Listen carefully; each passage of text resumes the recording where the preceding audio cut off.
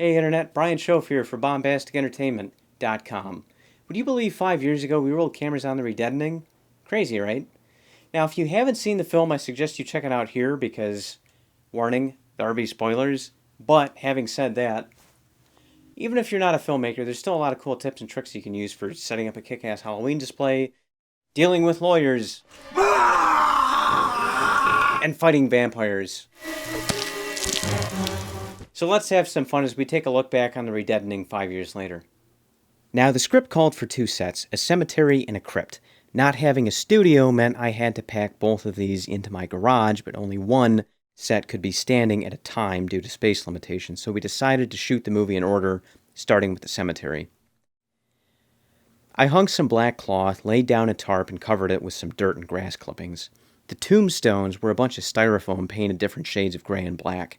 We were going for the look of an old Universal monster movie, which meant lots of fog. And since we were shooting in an enclosed space, I didn't want to use dry ice and risk carbon monoxide buildup. So I used a regular fog machine and chilled the fog that made. Now basically you need something to hold a bunch of ice that also fits over the end of your smoke machine, and then you pump your fog through that. This works because most fog machines flash vaporize their smoke juice, which makes the air that comes out hot.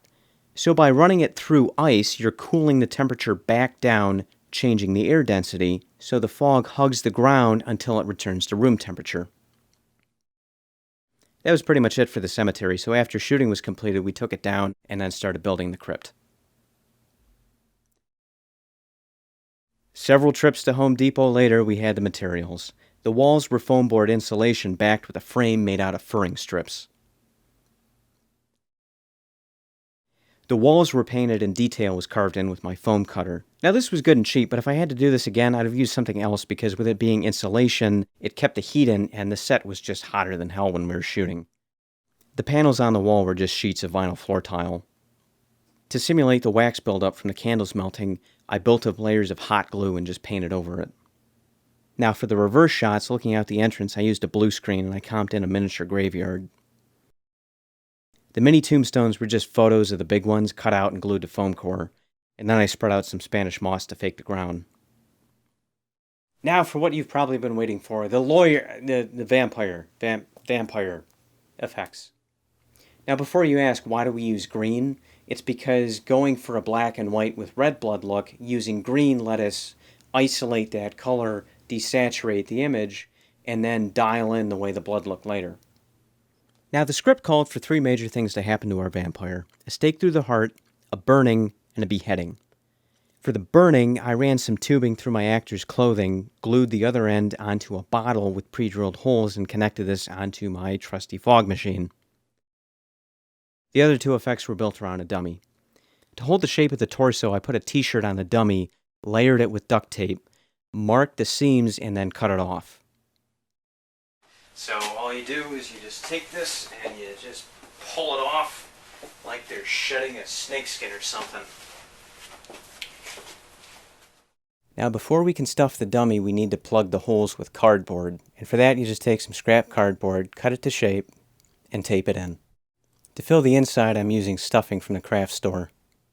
If you don't have a dummy, you can use a real person. And this is great if you need the thing to keep a pre-posed shape.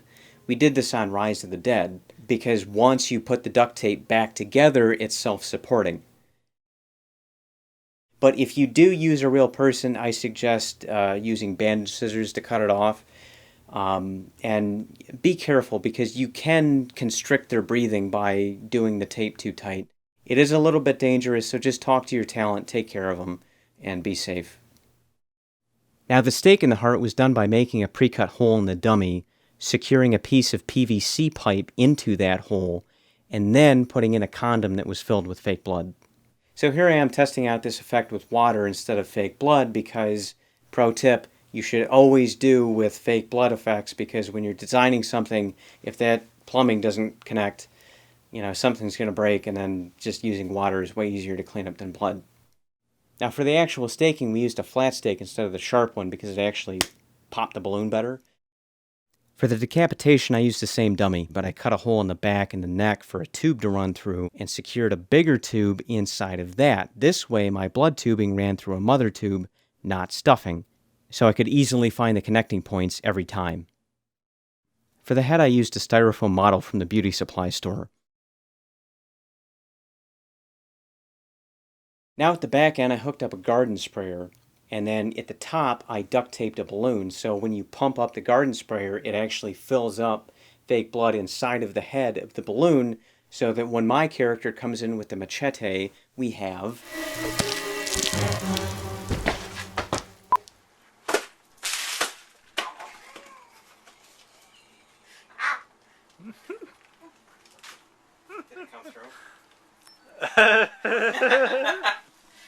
And that's it, some cool vampire effects you can use for your next film, or just creating some general Halloween mayhem.